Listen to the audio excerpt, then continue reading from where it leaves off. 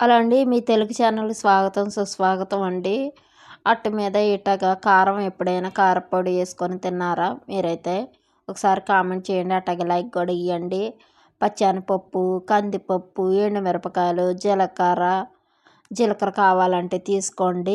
నేనైతే మినపప్పు కొద్దిగానేమో అట్టాగే బియ్యం, ధనియాలు తీసుకున్నానండి. జీలకర్ర కొద్దిగా తీసుకున్నాను. కరివేపాకు, అట్లాగే కొద్దిగా చింతపండు, శనగపాయలు ఒక 4 రెబ్బలు తీసుకొని కొద్దిగా కల్లుప్పేసుకొని ఈ వీడియోలో చూపించినట్లుగా అన్నీ వేపుకోనండి. చల్లారిన తర్వాత మిక్సీ జార్లో వేసుకొని మిక్సీ పట్టుకొని ఈ ఏడేడు అన్నంలోనండి నెయ్యి వేసుకొని తిన్నా బాగుంటుంది. లేదా ఇట దోశల్లోకి, ఇడ్లీలోకి భలే ఉంటుందండి.